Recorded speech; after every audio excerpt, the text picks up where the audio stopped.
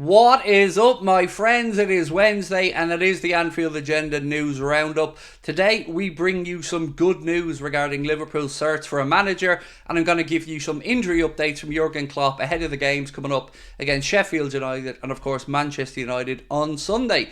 So over the next 8 to 10 minutes I'm going to give you the latest on our managerial search, updates from very credible journalists, and pose the question: do you think we are closing in on signing Ruben Amram as the next Liverpool manager? All will be revealed, my friends, over the next few minutes, but I want you to do your part as well. When the video's over and you've given it a watch, let me know your thoughts on the situation and anything else you'd like to discuss in the comment section. Drop a like on the video and don't forget to hit that subscribe button. I've also got some good news.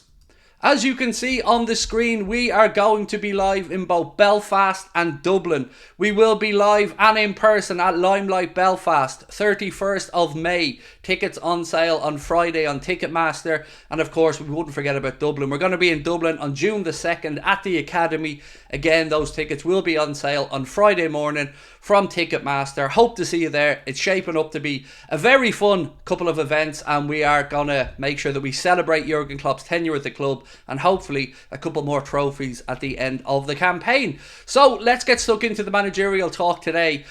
First one was a question put to Ruben Amram last night after Sporting had knocked Benfica out of the Portuguese Cup. He was asked, could the final of the Portuguese Cup be your last game as Sporting manager?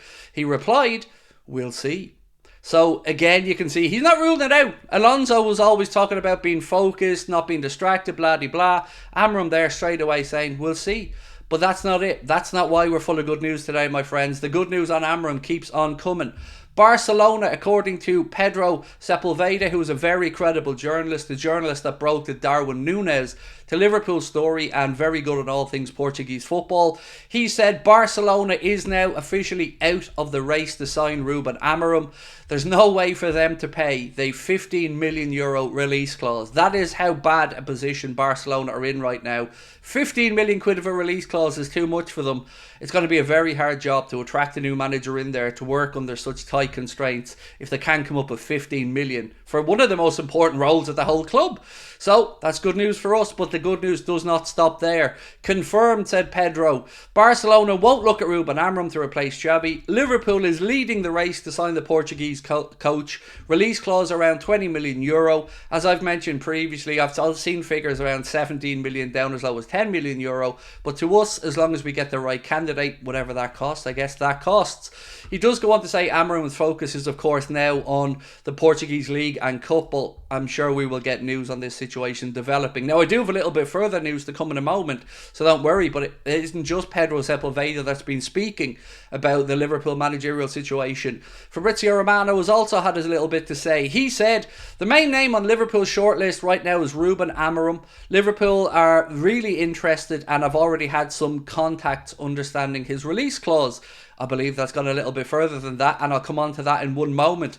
Here we go. So here's the news that I was promising you. So according to Pedro Sepulveda, following on from what we just heard from Fabrizio Romano, he has gone as far as to say Liverpool have formally opened negotiations over welcoming Ruben Amram to Anfield to replace Jurgen Klopp this summer.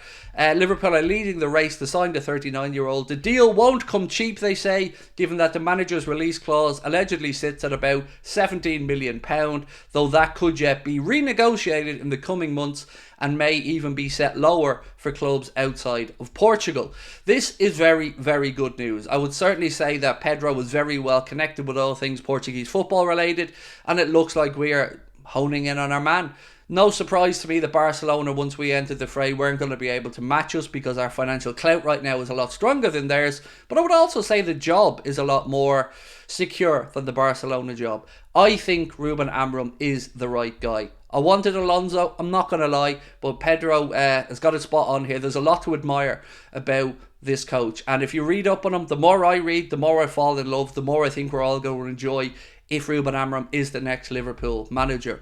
What I would say though, a word of warning. Lots of people are going to try and jump the gun over the next few weeks and months. Let's just wait until we get your Paul Joyces or your Fabrizio Romanos, your Melissa Reddies, your James Pearce, the usual suspects.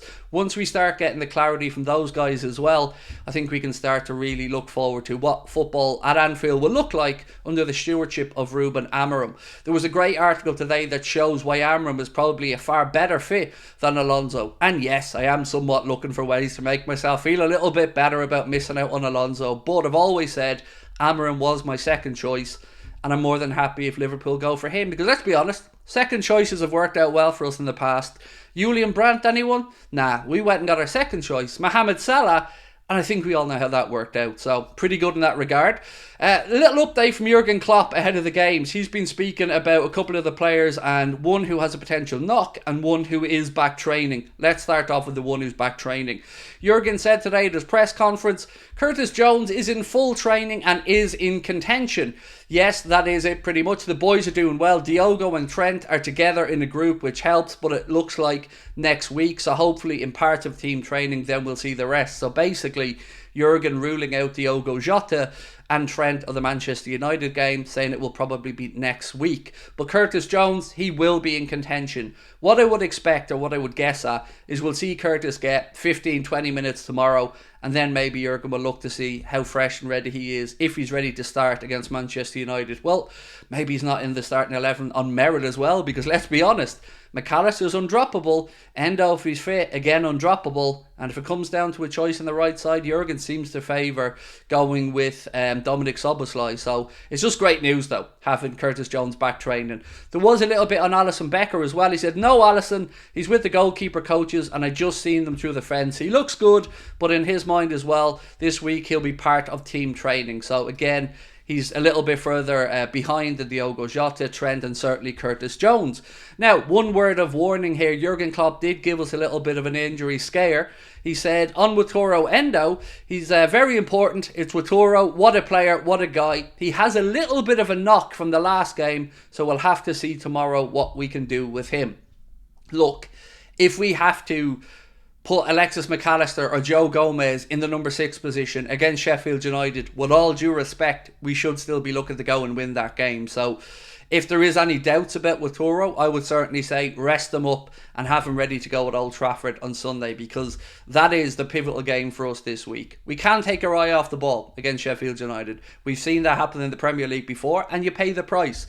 But Manchester United will be the statement. If we can go to Old Trafford, leave there with 3 points on a week where we would have won 3 games in a row, that just ticks the games off week by week, game by game, as we get closer to lifting that Premier League crown. So, I want to know how you're feeling ahead of this week. Lots of football still to be played, but the signs are looking good towards the new manager. The injured players are starting to come back as well, and hopefully we get some news on contract extensions for the like of Virgil van Dijk, Trent and Salah, because they got to be a priority for Richard Hughes and Michael Edwards, as Liverpool look to build the second iteration, I suppose, after Jurgen Klopp. So, my friends, that's pretty much it from me. But we will be live tonight at 8:30, where we'll go through all of these stories in far more detail.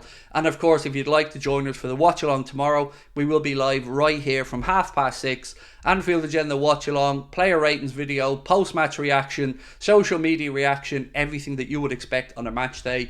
Don't forget to check out the Anfield Agenda Clips channel as well for some unique and shorter form content. And just another reminder, those tickets will be going on sale on Friday for Limelight in Belfast and the Academy in Dublin. We've got 2 shows coming up in the UK as well in August, one in Cardiff and one in Liverpool, but we'll talk about those ticket sales in the future. My friends, thank you as always for your support. Hope to see you tonight. Take care. Bye bye.